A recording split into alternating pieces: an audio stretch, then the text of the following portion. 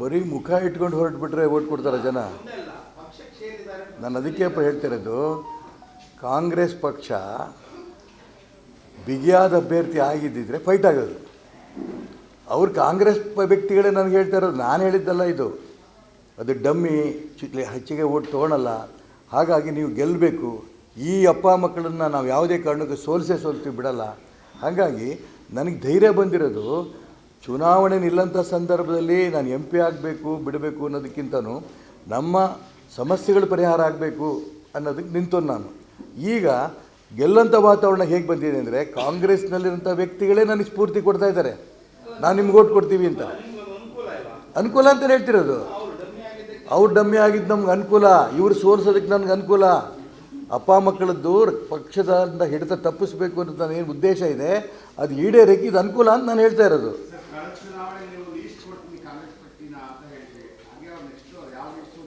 ಏನು ಲಿಸ್ಟು?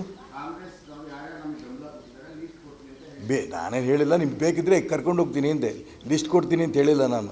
ಉದಾಹರಣೆಗೆ ಭದ್ರಾವತಿ ಸಾರ್ವಜನಿಕ ಸಭೆ, ಕಾಂಗ್ರೆಸ್ನ ಲೀಡರ್ ತ್ಯಾಗರಾಜ್ ನನ್ನ ಎದುರಿಗೆ ಬಂದು ಸಭೆಯಲ್ಲಿ ಭಾಷಣ ಮಾಡಿದ್ರು.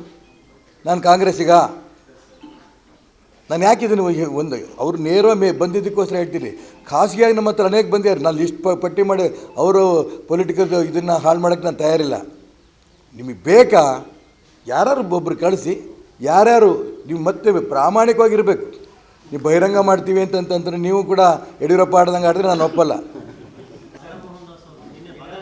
ಎರಡೂ ಬೇರೆ. ಇವತ್ತಿಗೂ ನರೇಂದ್ರ ಮೋದಿಯವರು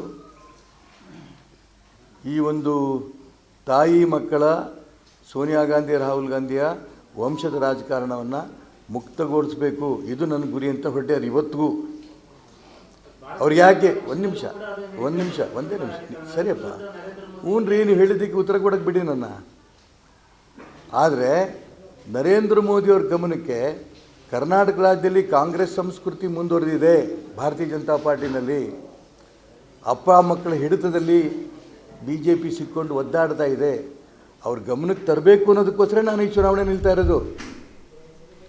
ಅವ್ರ ಉದ್ದೇಶಕ್ಕೆ ನಾನು ಬೆಂಬಲ. ಅಪ್ಪ ಮಕ್ಕಳಿಂದ ಮುಕ್ತ ಮಾಡಿ ಸಾಮೂಹಿಕ ನಾಯಕತ್ವ ಬೇಕು ಅನ್ನೋದಕ್ಕೋಸ್ಕರ ನಾನು ಚುನಾವಣೆ ನಿಲ್ತಾ ಇರೋದು. ನೋ ಅದಕ್ಕೆ ಗೊತ್ತಿದ್ದು, ಅನೇಕ ಅಂಶಗಳು ಗೊತ್ತಿದ್ದು ಹಿಂಗೆ ಯಾಕೆ ಮಾಡ್ತಿದ್ದಾರೋ ಗೊತ್ತಿಲ್ಲ.